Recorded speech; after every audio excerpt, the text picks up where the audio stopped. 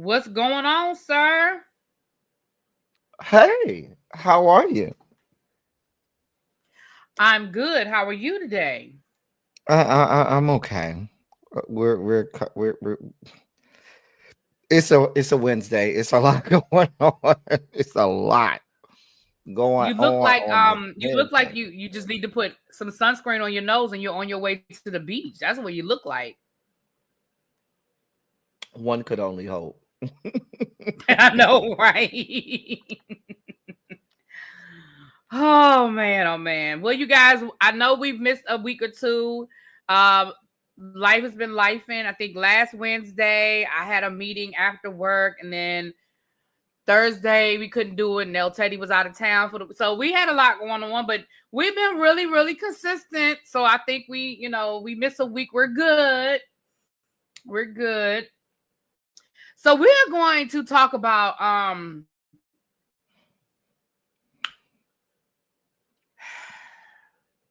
do you want to I think we need to start with Linda McMahon because she may take up a lot of this time.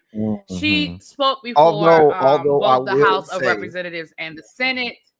no. But although we're going to start with Linda McMahon, but I just want to say how Governor Hot Wheels and Texas has said in the year of our Lord 2025, y'all focus too much on some other people in 2024, and we're back to claim our supremacy in the trinity of racism, bigotry, and discrimination. Right. Now, do you want to start with No, Texas? I we mean, can we can start Linda start with McMahon Texas. because we need to skull drag her. She's gonna take a while, so let's Okay. let's go skull drag her. Okay. All Oh, right. we have Okay. videos, y'all. We got videos today. We Yeah, we fancy. got clips today, honey. So Linda McMahon, the Secretary of Education, I'm proud that I got through that with a straight face. Um, See, I almost got through it with a straight face. Spoke before the House and the Senate over the last 2 days, and it has been nothing short of amazing, but not in the right way. Not amazing in the right way. So let's read through this article first, and then we're going to look at some clips because you know, show and tell is a game I play Hmm. because I feel like some things you got to see to believe. I just don't think that my word is good enough in some situations. So we're going to look at some clips. So let's read through this article first, and then we're going to get to some clips. So let's get to it. So this is coming from the Hill. It's dated today, June the 4th. Representative Summer Lee sharply questioned Education Secretary I'm sorry, the name of the article is House Dem to McMahon. Why is the Department of Education taking its lead from Jim Crow? I'm gonna read that one more time because I think y'all need to hear that. I think y'all need to really digest that title. Why is the Department of Education taking its lead from Jim Crow? Okay. All right. Representative Summer Lee sharply questioned Education Secretary McMahon during a Wednesday House hearing about the department's action against diversity, equity, and inclusion. To be honest and to be very clear, I want to say that this administration has undoubtedly revived the culture of racism we haven't seen since the Jim Crow era. They've made it clear that open attacks on Black and Brown and other marginalized communities is not just tolerated, but it's encouraged, Lee said. The calls to remove DEI measures, Lee said, in favor of traditional American values is indistinguishable from post-Civil War South advocating to write history that with the lost cause narrative. I have some questions, excuse me. Oh, this is a quote, sorry, about why this department is taking its lead from Jim Crow, she continued. Lee specifically criticizes the Department of Education's letter in April telling schools they needed to sign a certification saying that they were DEI free or risk losing federal funding. McMahon dismissed the concern, saying no schools have lost funding. As Lee pointed out, the directive was preliminarily blocked by multiple judges. During your confirmation hearing, you were asked by Senator Chris Murphy if an African American history class violated the administration's position on DEI. You said you would look into it. We've been on the job for a few months now. Have you been able to look into it? Lee asked. I do not think that African American studies or Middle East studies or Chinese studies are part of DEI if they are taught as part of the total history package, she responded. After some back and forth, McMahon concluded African history can certainly be taught without concerns of DEI. Oh, thank you, Lee said. The Congresswoman asked McMahon if a lesson about the Tulsa Race Massacre would be allowed in schools. I'd have to get back to you, McMahon responded, adding, I'd like to look into it more and get back to you on it. When Lee asked if she even knew what the Tulsa Race Massacre was. What about the book from Ruby Bridges? Lee questioned. I haven't read that, McMahon said.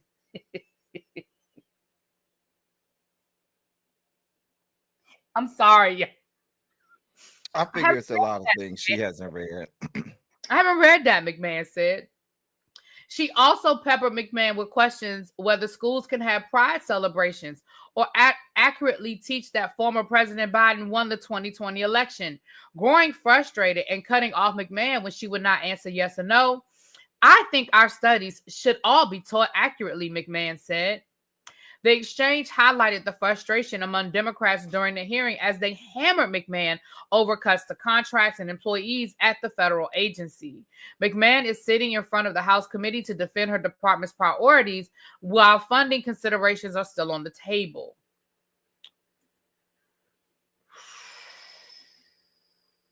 So, did you have the clip here where they asked her, did she do an analysis before firing people? And she was like, no, I just asked the department heads. I don't have that one.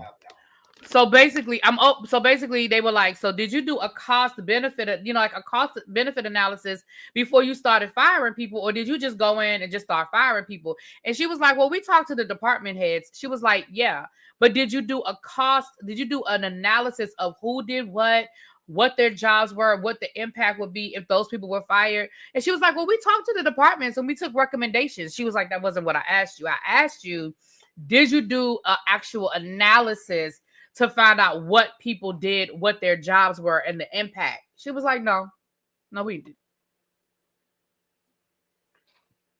I know you ain't expect her to do work.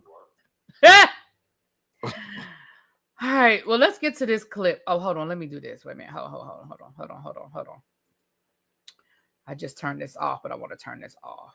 Okay, let's get to this clip. Let's just get to these clips, child, because, honey. All right. Oh, wait a minute. I have 4 clips, but it's only showing 3. It didn't upload one of the clips. Oh, shoot. Oh, no, this is the first clip. Yes, it did. It uploaded all 4 clips. I'm sorry. Here's the first clip. Now here, because Harvard only has 3%, by its own numbers, 3% conservative faculty. Do you think they are allowing enough of viewpoint diversity through that teaching? Where in the statute does it give you the ability to cut off federal funding for a university based upon your decision, your determination that they don't have viewpoint diversity? Can you cite to a statute, an authority that Congress has given you to micromanage the viewpoint diversity of a college? Well, certainly now let's back up. Well, no. I think that's really important. I'm going to answer your question. Can you cite a statute? Because you can't cut off funding for universities unless you have a statutory authorization to do so. So what statute gives you the right to tell any university that they have to have a certain mixture of viewpoints? So here's what happened with Harvard. No, it's a pretty simple. I don't mean to provide a being hostile. Well, I have to give you some. I think you have to cite the statute.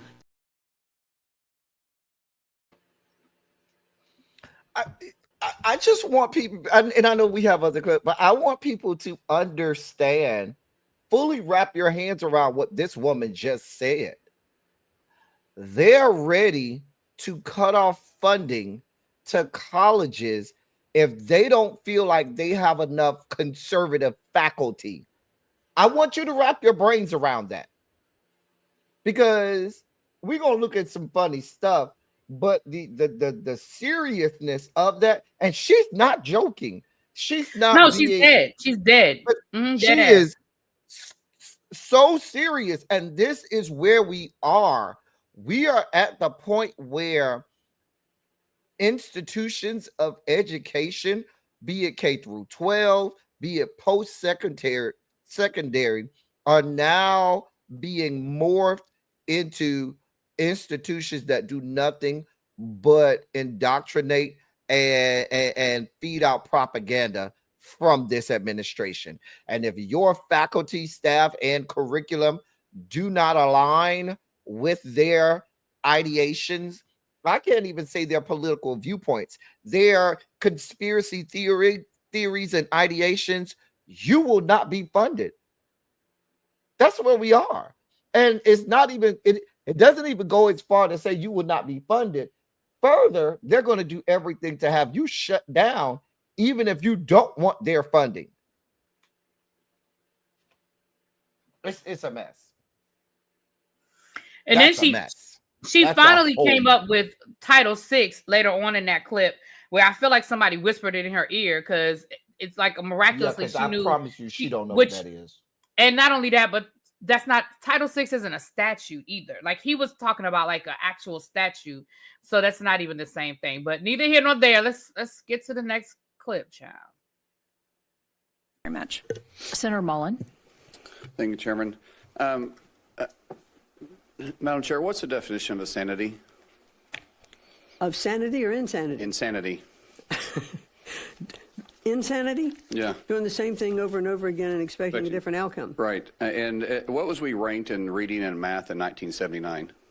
I'm sorry, what? What was we ranked nationally in math and reading in 1979? We were very, very low on the totem pole. We're number one in 1979. Today... Oh, in 1979. Okay. In 1979, we were ranked number one in around the world. Today... First of all, the fact that he said, I lost El Teddy. Hold on. Let me wait for El Teddy to come back up. First of all, the fact that he said, what was we ranked? If you're going to ask a question, I need you to ask the question properly. And then, not that I would expect her to know that stat, but the fact that you thought we were very, very low and we were actually number one. Let's look at it again while we wait for El Teddy to get back. Senator Mullen. Thank you, Chairman. Madam Chair, what's the definition of insanity? Of sanity or insanity? Insanity. Insanity? Yeah. Doing the same thing over and over again and expecting a different outcome. Right. And what was we ranked in reading and math in 1979? I'm sorry, what? What was we ranked nationally in math and reading in 1979? We were very, very low on the totem pole. We're number one in 1979. Today... Oh, 1979. Okay. In 1979, we were ranked number one in around the world. Today... So first of all, I was telling the people when you clicked out, I was telling the people, first of all, I need him to be able to form what was we ranked. I'm sorry, what? That is one of your Republican senators if you need him. What was we ranked? If you need him. And he said it more than one. Yeah, he repeated it. He repeated it. Like he had said it right the first time. What was we ranked? If that isn't a pivotal upfront demonstration for the need for education, I don't know what is. All right. So did you have a comment other than that on that clip? That was just what came out smack. That's just more proof that she has no idea. She heard him say 1979 the first time. She absolutely heard him say. Did not know. She had no idea. Because she was ready to say, "Oh, we were horrible." Really? Yeah, that's what she was like. She was like, "Oh, we were very low." No, ma'am, we were number one in 1979. Let's go ahead to the next clip. This is the one. This is the one right here. This next clip. So that I would like to your thoughts on. Simple yes or no. if this is a illegal DEI? An example, would you say that it would be an illegal DEI for a lesson plan on the Tulsa Race Massacre? I'd have to get back to you on that. Do you know what the Tulsa Race Massacre is? I'd like to look into it more and get back to you on it. Okay, so I look forward to that. How about the book Through My Eyes by Ruby Bridges, for instance? I haven't read that. Have you learned about Ruby Bridges? If you have specific examples you'd like That to was a cite, specific example. I'll be very happy. It was an for you- incredibly for specific you example. to submit I named those a in your specific book. questions, and I will look into it and get back to you on Thank them. I you. look How forward about to a answering them school directly. having a voluntary celebration for Pride Month? Well, I think that, Voluntary. well, let's make sure that in our schools. yes or no? that we're looking, no, it's not. Okay. How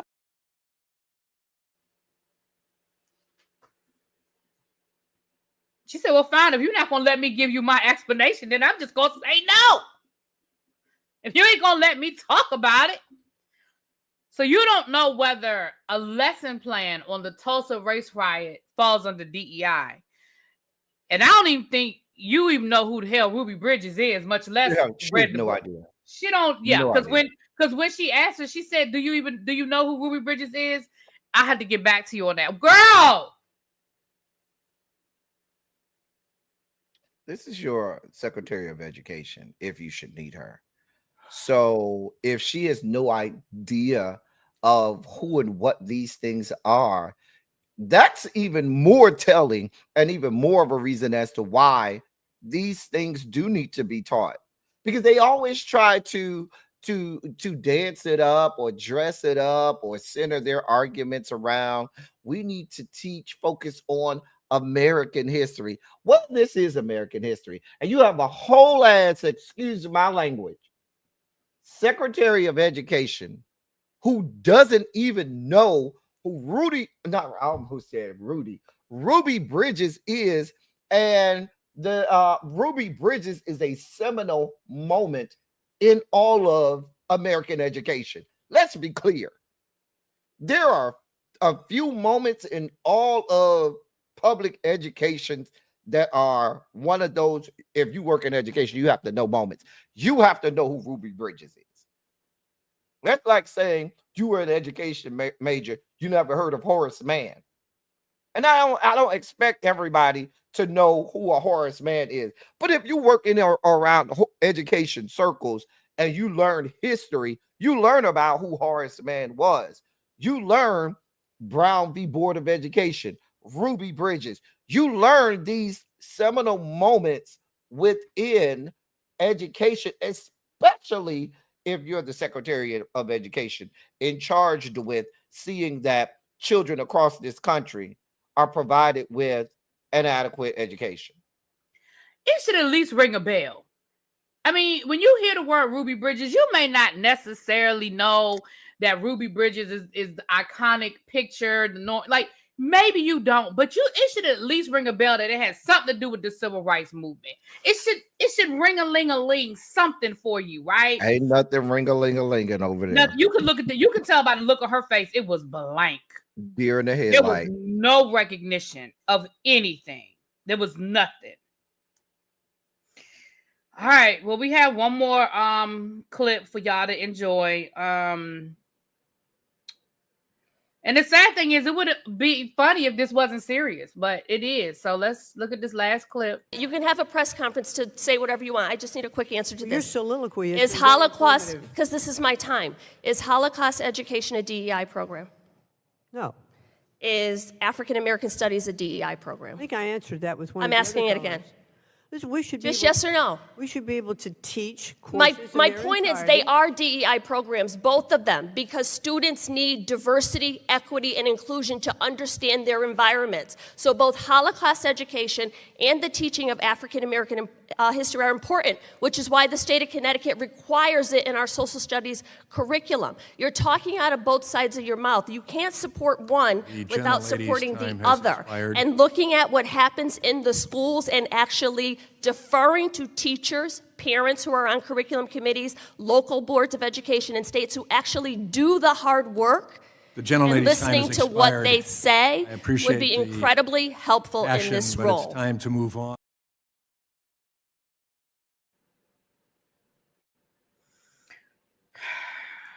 because let's be clear what this is about. DEI is a red herring. It just like CRT was, just Absolutely. like woke was, just like Yeah. it's a red herring. These people are very clear in what they want. They want it all white all the time because to them, America is the safe haven and the Garden of Eden for all white people. That is it. That is all. And let's also, and I don't want to go down this I don't want to go down this this tunnel. I don't want to go down this rabbit hole a little too deep, but let me just say this too for people who don't understand. Also, and this might get me in trouble, El Teddy. Usually it's you, but this one might get me in trouble. Can you walk with me on this one? I'm walking. We're walking. And if I'm wrong, you can say it. You can say, really be, don't do it. Can we also address the fact that when it comes to the Holocaust, that the United States is still trying to what's the word I'm looking for? Massage its own consciousness with how they handled the Holocaust. And did I say too much? Am I going too far? No, I don't think you went far enough. Because we're not going to forget. We're not going to forget that when the Jewish community reached out to the United States, our government told them that's not our problem. We're not going to sit here and act like they didn't know what was happening. They didn't know what Hitler was doing. We sent boats load full of, dare I say the word refugee? Boat loads of refugees from Germany. We sent them back and told them this is not our problem. So, yeah. So again, we find it so easy. Now we find it so easy to find the need to, this was such an atrocity. We can never repeat it again. Yeah. I bet that is how you feel now. Neither here nor okay. I'm sorry. Because I don't want to find the rabbit hole. Let's be clear. They will use any marginalized group or community to mask, to camouflage what they're really trying to do. This is an attack on Black people, but it doesn't ring as kosher. So if they can utilize the Jewish community as their scapegoat or as their camouflage or whatever they need to do. A few years ago, maybe 8 to 10 years ago, they were using the Latinx or Hispanic community for the same thing. Remember that? Remember when conservative circles were saying, we need not concentrate on the Black community because, the census and the statistics are showing us that soon enough, the Hispanic community will be the largest minority. And that was okay for them because they wanted to disenfranchise us. But now they've really had to come to grips with it and say, we don't want the Latinx or Hispanic community either.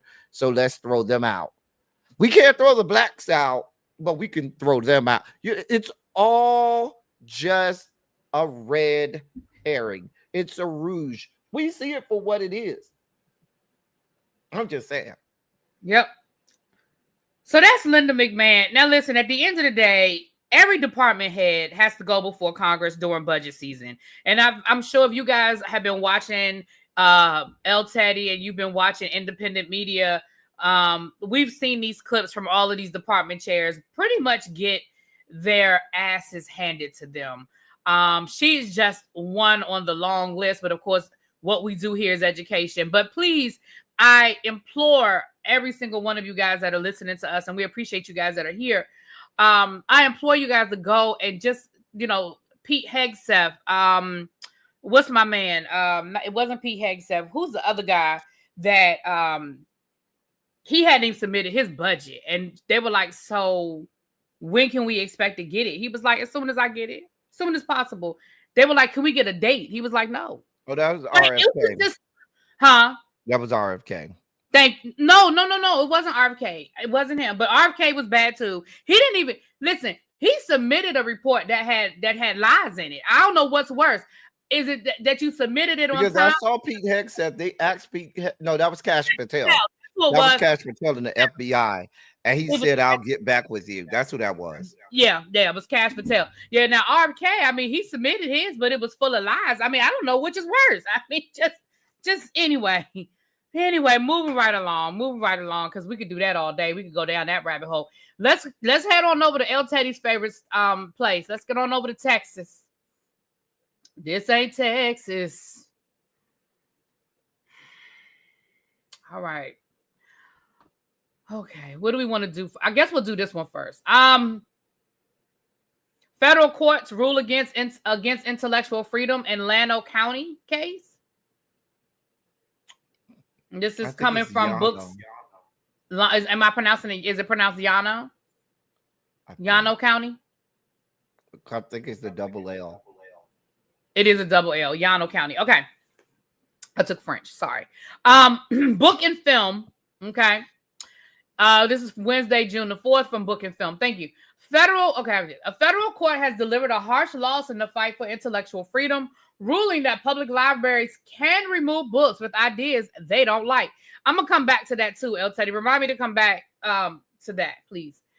In a 10-7 decision, the Fifth Circuit Court of Appeals sided with Llano County, Texas, an hour west. I'm sorry.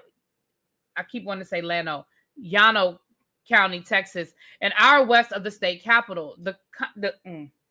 The country's library system,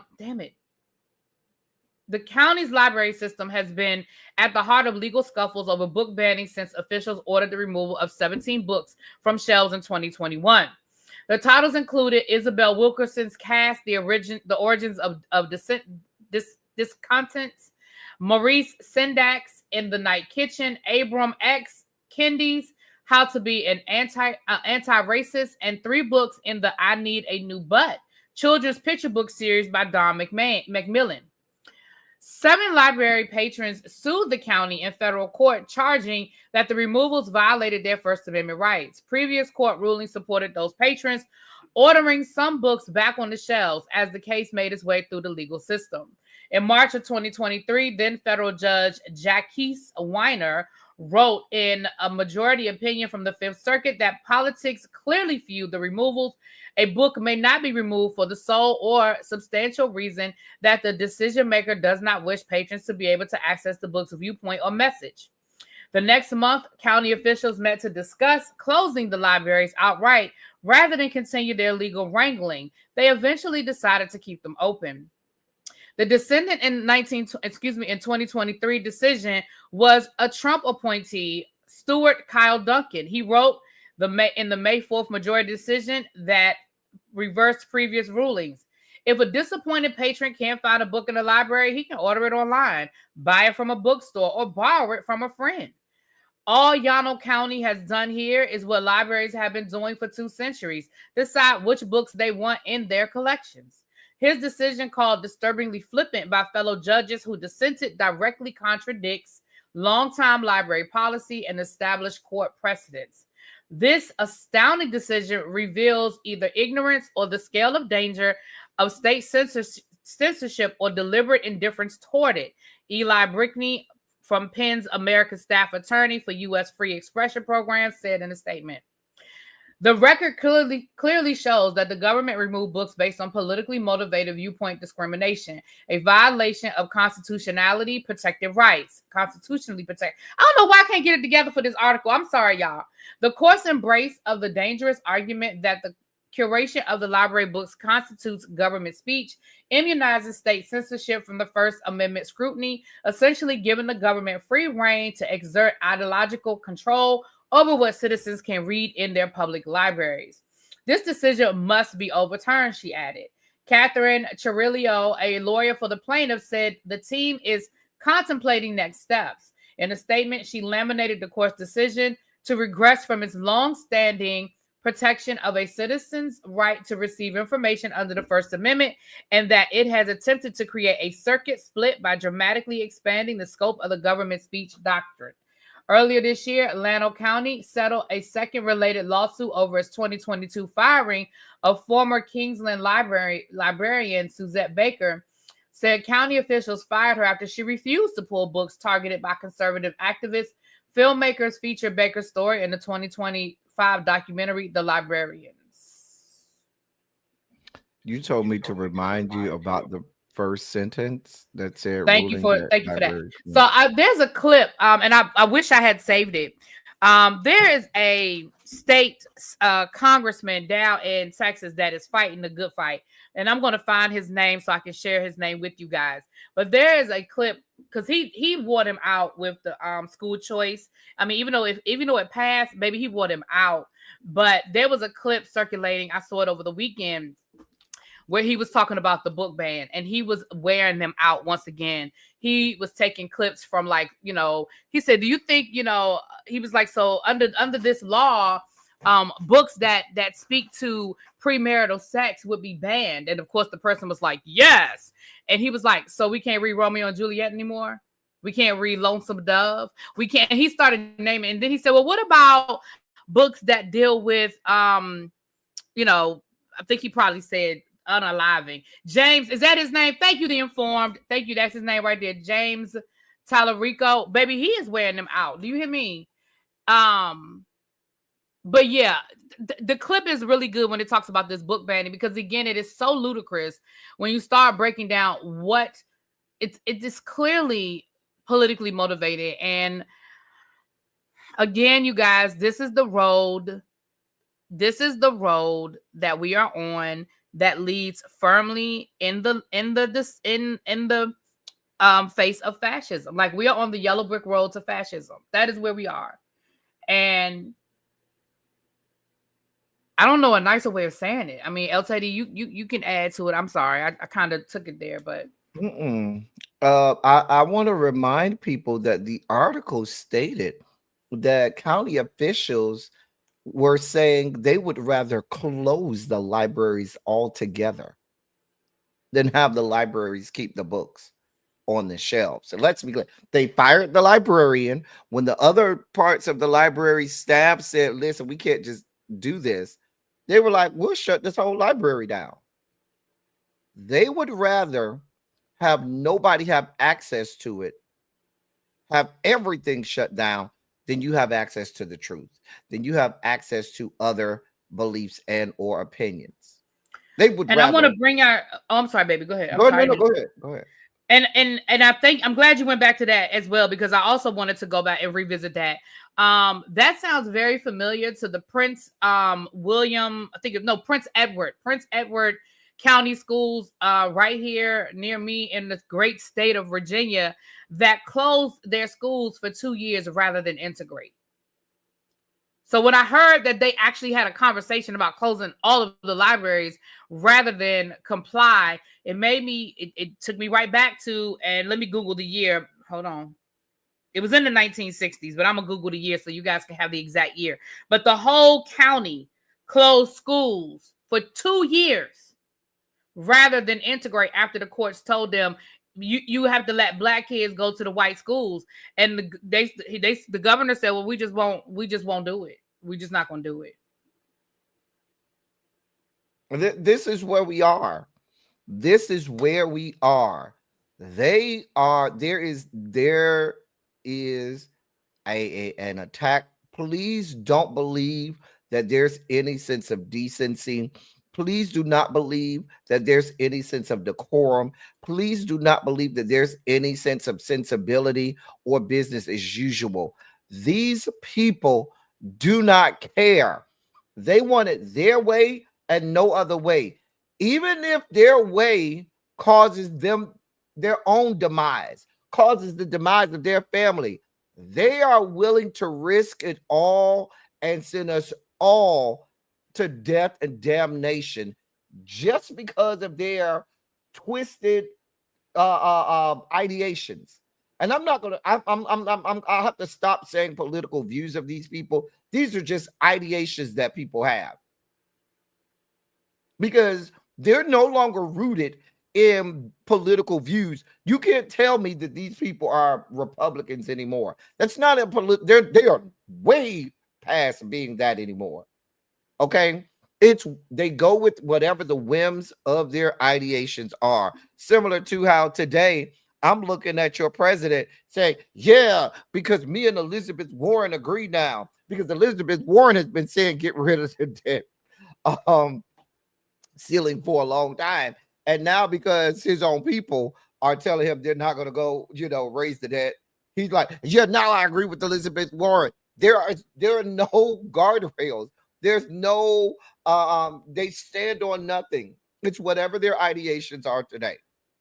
And I promise you, at the front of mind for all of their ideations is how to advance the cause of white supremacy and white privilege. That's it. That's all.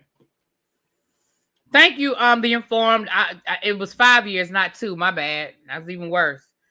I mean, that's a whole high school generation that missed school. I just went. So when we start, see, I don't. Once again, I don't want to go down that road. But when we start talking about this long-term effects of segregation, imagine El Teddy, myself, and yourself, our parents. That is the time, like that's a time period where our parents were in high school. Imagine the 4 or 5 years of their high school career. School is just closed, so they got to get it with it. Just being born.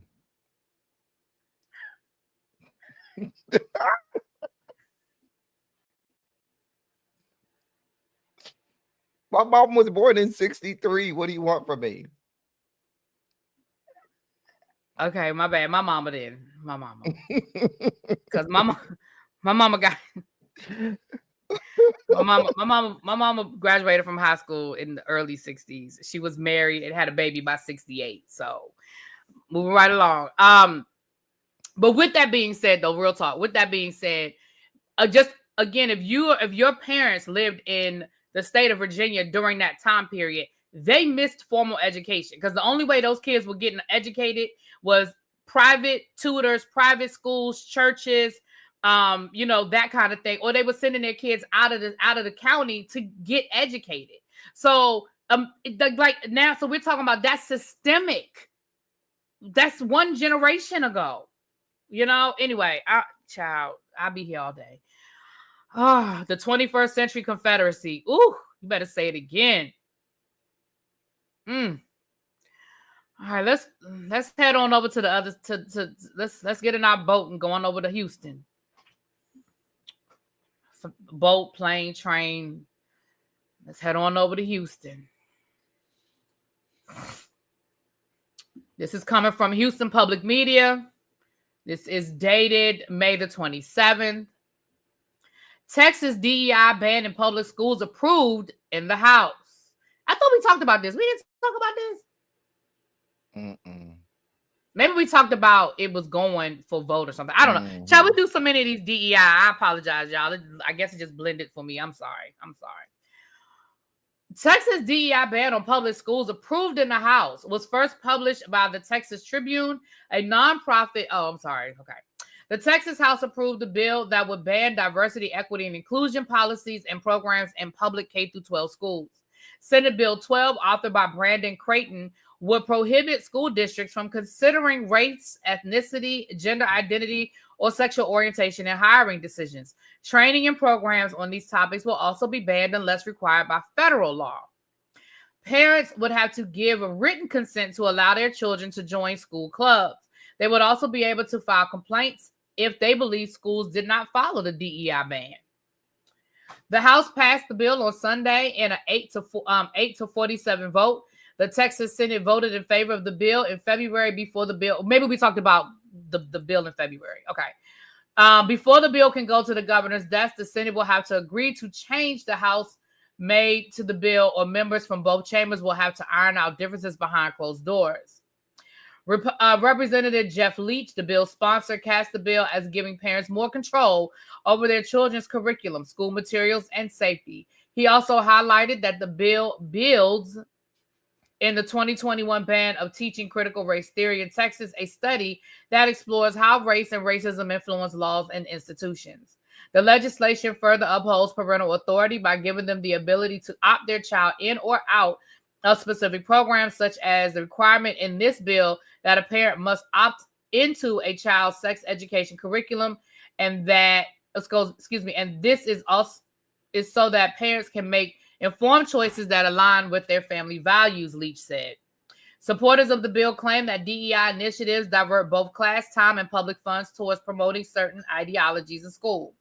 It's clear these programs are already in our schools, using millions of taxpayer dollars meant for the classroom to fund political activism and political agendas, Creighton said during a public hearing in January. There were several amendments filed by Democrats that failed, including one by Rep. Rita Andrews Bowers, a Democrat, which aimed to make sure that the uncomfortable truth, including slavery, is still being taught. Another by Rep. Christian Manuel proposed allowing educators to opt out of teaching topics that conflict with their personal beliefs. Opponents argued that banning these initiatives would disproportionately harm marginalized students, especially those who are LGBTQ+. They say it would take away safe spaces where students can find community and support, potentially leading to increased levels of depression and anxiety. Without DEI, you're going to see more students who might think they are alone, Ash Hall, a policy and advocacy strategist for the LGBTQIA+ rights in America's Civil Liberties Union of Texas, told the Texas Tribune. The broad and vague language of the bill also creates a high risk of over-application and could lead schools to censor themselves out of fear of violating unclear rules, critics worry, which is the goal. But anyway, during the discussion late Saturday, the House also approved an amendment introduced by Leach. The amendment clarifies that if a school employee is terminated for violating the DEI ban, they have the right to appeal. It also states that schools can recruit candidates from a specific ethnic group to increase diversity in their hiring practice, and it will not be considered a violation. When SB 12 was first introduced, it included a broader definition of DEI practices and threatened to withhold state funding from schools that did not comply. These concerns were later addressed, and the bill was revised to remove the risk of defunding school districts. The latest version requires schools to provide an explanation if a parent files a complaint about a potential DEI ban violation. If the parent is not satisfied with the response, they can appeal to the Texas Education Commissioner, who must assign an examiner and hold a hearing to review the complaint. School districts will also have to adopt a policy to discipline or even terminate employees who knowingly take part in DEI activities. If passed, the bill will take effect on September the 1st. I want to highlight a part of this that's getting lost in the minutia of it all in the reporting. In this article, if you go, and y'all don't have it in front of y'all, but in the very second paragraph, I want to pay attention to the first sentence, which says that the bill would prohibit school districts from considering race, ethnicity, gender identity, or sexuality in hiring practices. Mm-hmm. In hiring practices. Mm-hmm. In hiring practices. So, and what this bill allows a parent to do is a parent can go and make a complaint or file a complaint, right? The end of the article talks all about parents having the ability to file a complaint. That means a white parent can go to your school and look and say, y'all got a little too many Hispanics over here. It's a little too many blacks over here. Let me file a complaint, because in my estimation, there seems to be DEI practices with regard to their hiring. That's where we are. That's where we are. It's bad enough that you don't want the students to learn about themselves or learn the history of their people in schools. Now you don't even want them being educated by people that look like them, that may identify with them. You don't want any of that. So you want nothing that makes a student outside of the white majority feel safe feel comfortable, because one of the most important tenets of teaching is you cannot teach a student if they don't feel safe and are not comfortable. You cannot. No education will happen if a student does not feel safe, if a student feels in a constant state of discomfort. No instruction can take place, no matter how beautiful your lesson plans are, no matter what the data that you research says. And now you want schools to be homogenized to look like the white majority, because you think that the chapters of Moms for Liberty all around the great state of Texas aren't waiting for September 1st should this pass. They're waiting. They already have their complaints written out. They're just waiting for the clock to strike 12 on September 1st. And I can tell you right now, the complaints will already be filed. And not only will they have complaints filed, because this will be Texas law, they will have lawyers on a retainer waiting to file lawsuits if need be. This is where we are. Here we are.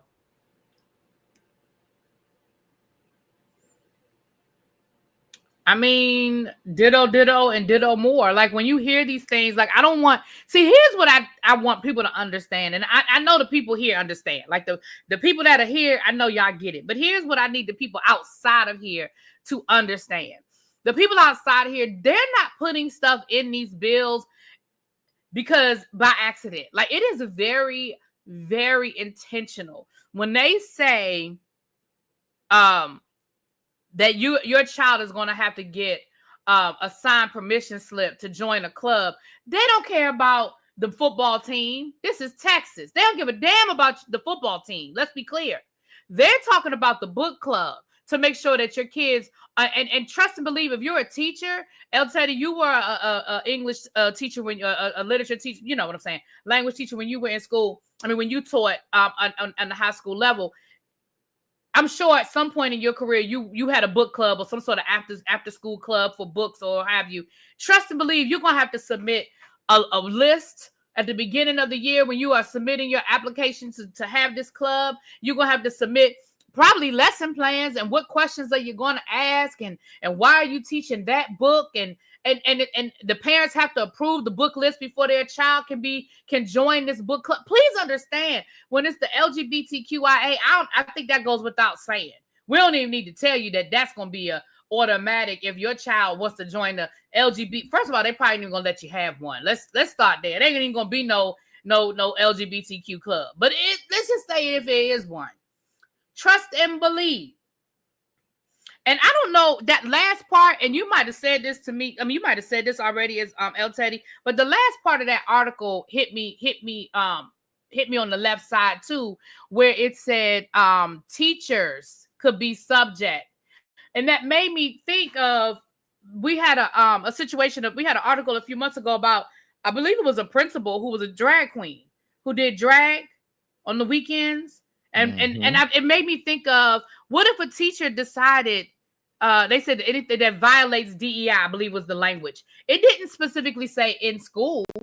It didn't specifically say in the let me go back and I want to read the exact language. So I want y'all to understand what I'm saying, because it didn't say violate DEI while working. It said violate DEI. So again, if I'm a drag queen on the weekends, does that fall under violation of DEI? Yep. You know what I'm saying? Yep. Like we gotta pay attention to what's not being said. Hey JB, what's up, boo? Ravine, what's up? Hey y'all. El Teddy, Ravine is a very good secretary for you. I need you to make her the official secretary over. You remember when you had a class secretary? I think Ravine should be your class secretary, because she knows your schedule, honey. She knows when you gone and when you coming back, honey. She is always try to keep my people informed of when I'm out, so they can know to miss me, and they can. Well, baby, Ravine remembers. She probably saw you during my class time yesterday when you told them come in here. Y'all don't go. Nah, he ain't here today. No, Y'all just come. no. What I in told here. them was no. What I told them was I said I may come back and do a live. I said, but I gotta make sure. I said I can't remember if El Teddy's coming back Tuesday or Wednesday. Baby Ravine was like, he'll be back Wednesday. Baby, your people wasn't playing with me. They said, oh, he'll be back Wednesday.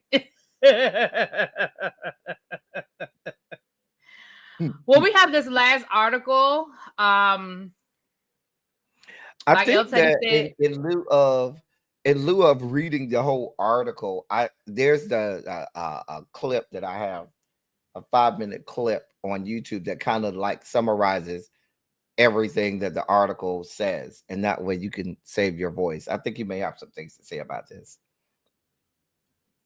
well, where's the clip? What you? I put the YouTube link it's right underneath the article link. You see it? Oh, it's in the article. I'm sorry. I apologize. No, it's not it's in the email. Oh God, I gotta go back to the email. I asked you. I pulled up the link.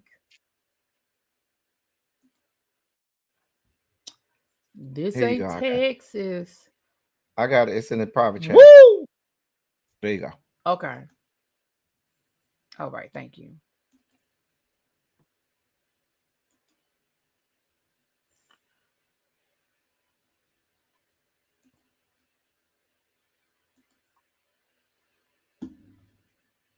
Give me a second, y'all. I'm pulling it up.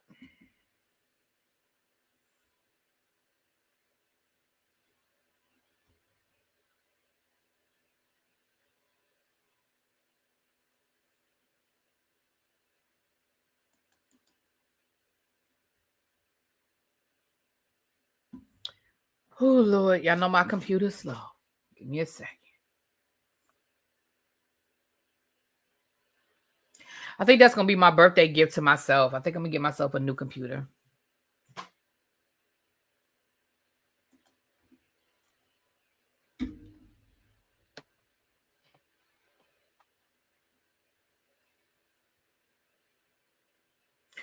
Is this it right here? Hold on.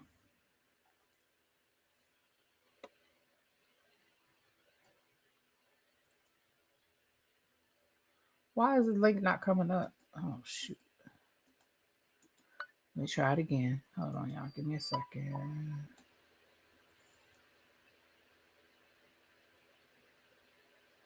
Is this it right here, Fox? I don't think this is it. Why is it not coming up? I mean, what's the name of it? Because I don't think this is the link. This It's not is Wire Parents. Yeah, no, it's not coming up. I'm in YouTube. I'm putting the link in because it's a YouTube link, right? Mm-hmm. Yeah, I'm in YouTube. I copied the link. Let me try to copy the link again. Maybe I didn't copy it. I put it again. I put a new one. Maybe I had the wrong link. I don't know. Copy link. I just put a new link. Okay.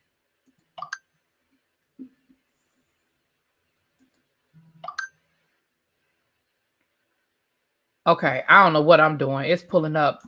What the hell is this? Yeah, I don't know what this is doing. Okay, it's sure not pulling up. It's sure not pulling up the article.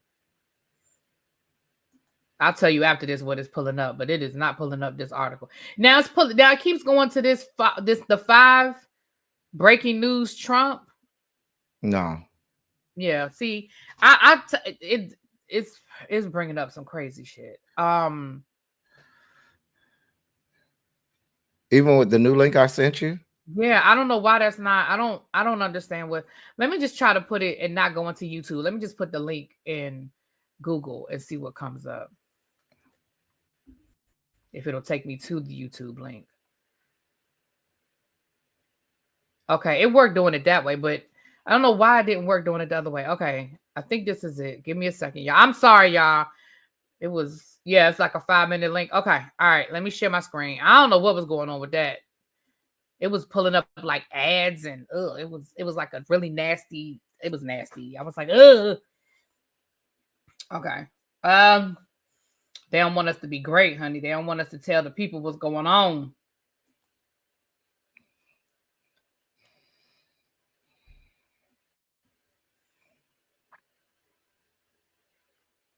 This ain't Texas.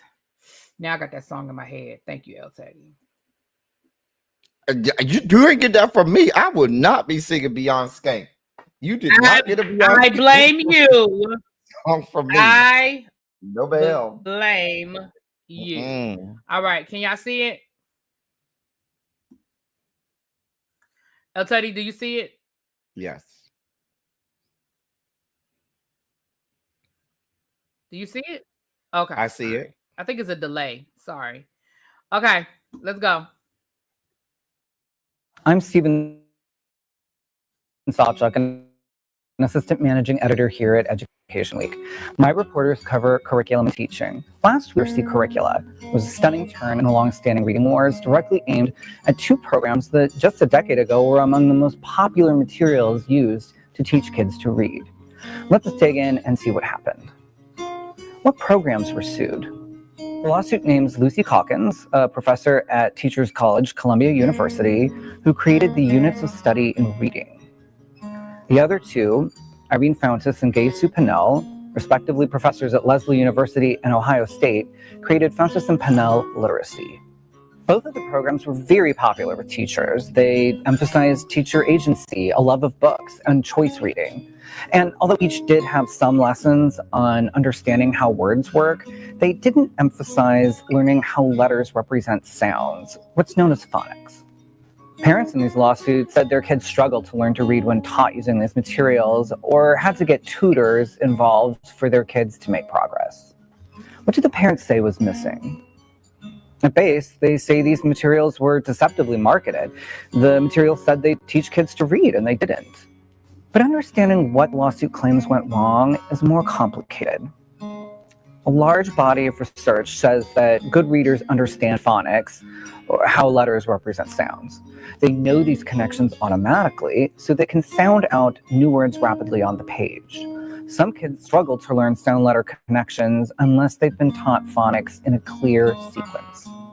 The lawsuit says that these reading programs didn't lay this out in a clear sequence, instead relying on a different method known as cueing. The idea here is that when a student comes to a new word they don't know, they could use several strategies or cues to figure it out. The students might use the sounds and letters, but they might look for a picture clue, for example, or they might look at words they know in the sentence to see what would make sense. The curricula's prompting guide sometimes asks students, think about what word might fit, or check the picture. It turns out that good readers don't make these kinds of educated guesses to read a new word. They rely on sounds and letters, on their phonics knowledge. The authors of the materials should have known this, the parents say. The research has been available for a long time. What happens now? The lawsuit is framed as a class action, the idea that any parents who thinks their students was harmed could join it. But it's up to the court to decide whether the lawsuit can move forward and whether it can be granted class action status. If so, probably tens of thousands of students could be covered, although there's no national database showing just how many students in Massachusetts or in any other state were taught using these materials. My reporters haven't yet gotten an on-the-record comment from any of the publishers or authors, though that's not unusual when you're dealing with litigation. Another wrinkle, both sets of materials have been revised with what Calkins and Fountas and Pennell say is a stronger emphasis on phonics, although people debate whether these changes are sufficient. What are the chances it could be successful? We really don't know. Everyone that my reporters talked to said they'd never heard of a lawsuit like this before. For one thing, curricula don't teach themselves. Teachers have to interpret and implement curricula, and they do so in different ways. It's also true that the cueing ideas, remember the teaching method that was used instead of phonics, have been around since the 1960s, long before these materials were published. And those ideas were widespread. They showed up in all kinds of places, in teacher professional development, in teacher preparation programs. At one point, they were even on licensing exams for teachers. There was a whole information ecosystem replicating these same incorrect ideas. We've heard some concern from researchers, even those who weren't a big fan of either of these programs, that it might harm the nation's focus on reading. Phonics is important, they say, but so are other things kids learn in reading, like content, vocabulary, and reading fluently. Maybe we'd be better off focusing on how to combine all those parts in the right amounts and in the right sequence to give kids the best chance of becoming strong readers. Thanks for taking a few minutes with me today, and make sure to visit edweek.org for all of EdWeek's reading and literacy coverage.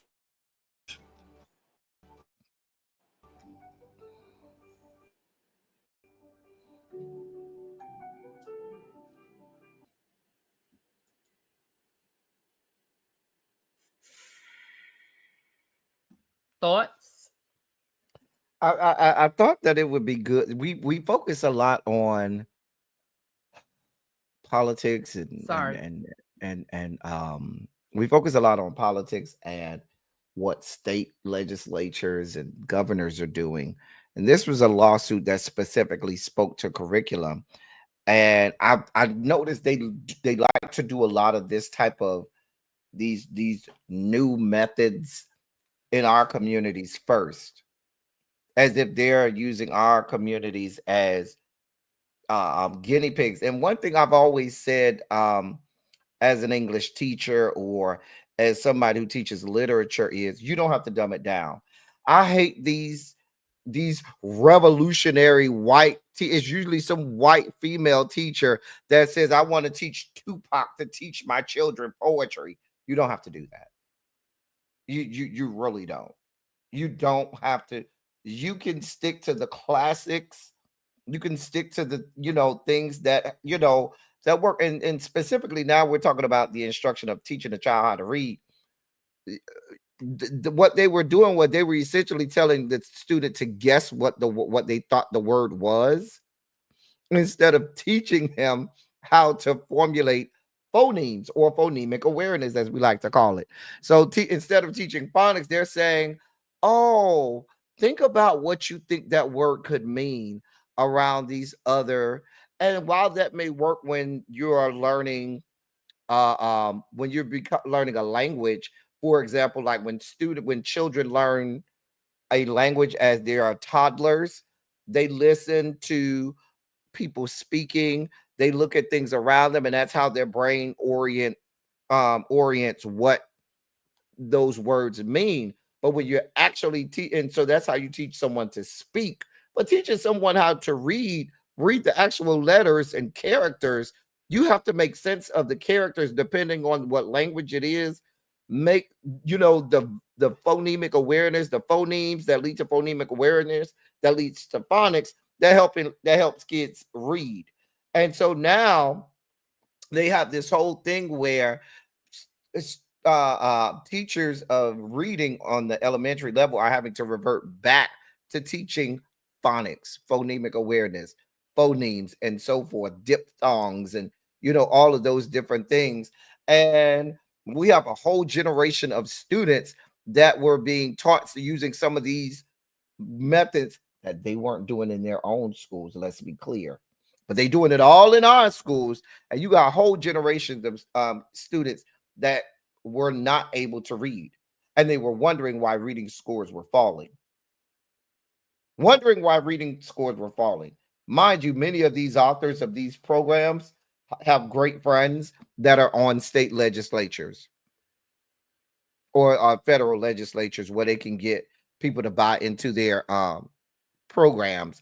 And now they put it in all of our schools. None of their private schools where their kids are going to using it, but they're doing it from all of our schools. I agree with everything you just said. Again, we've been saying for years that you're taking the things out of the school that helped kids be able to do the things that you say you want them to do. And I agree that it's the dumbing down. It's looking for a shortcut instead of just teaching kids how to do it. It's the same thing they're doing in math. They're teaching all of these tricks of how to do these math problems instead of just basically saying, listen, there's really no shortcut. You just got to know how to multiply and divide. Like, we got to get these basics that build.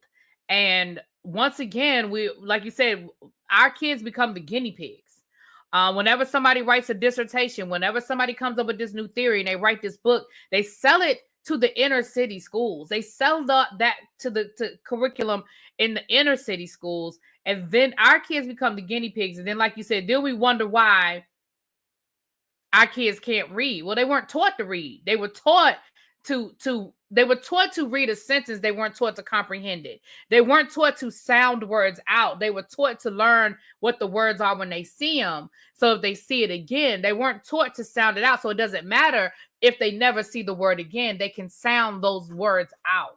And there we go. Wait a minute, Benji. Nay said, I said Benji. Nay said, to your point of using our community as a test case, Bill Gates did this in Philly with High School of the Future. It was supposed to be this tech dream school that you needed to win a lottery to attend. I remember that because wasn't that a paperless school, Nay? I remember that. It was this paperless school that Bill Gates had in Philly, and it was okay, hold on. They only used laptops when it came for the standardized test. They did horrible in math. Yeah. Yep. Which is what we're doing with our kids now post-COVID. This is what we're doing with our kids now. My school this year, we enacted paper days where we were asking teachers to create lesson plans that included students to have to actually use paper and pen because we're doing everything on the computer. And then you complain about them using AI for everything. Well, you're giving it to them on a computer. All they have to do is cut and paste the question into Chat GPT and cut and paste it back into the and I mean, I'm gonna point the finger at teachers too and say, listen, we had a whole conversation about AI. It's not a fail-safe to cure all for AI, but it slows it down a little bit. If you're actually making kids talk to you, you're actually making kids write stuff out. You're actually making kids work in groups without a computer. But anyway, you talk about teaching cursive, the informed. These kids can't write a manuscript because now everything is typed. Everything is typed or thumbs. They don't even know how to write in manuscript. You want them to write in cursive. They cannot write in manuscript. I'm not being hyperbolic. I'm being very serious with you right now because everything is typed out. Half of them can't even write in complete sentences because they write how they type. Or they're expecting, the automatic corrections that happen on a lot of the word processors. And gone is the day where you actually know how to write. You're just expecting to be corrected. Yep. Anyway. Well, you guys, that is today's episode. Thank you guys for being here. If you're new here, please subscribe to the channel. Share it with your friends. Do me a favor, you guys. We need about 1,000 more watch time hours. So if you guys can just go and pull up an episode on your day off, when you're just cleaning your house, when you're in your car, and go listen to some of our older episodes. You will be surprised. Some of you who may be new here will be surprised at the insight, not to pat ourselves on the back, but to pat ourselves on the back a little bit.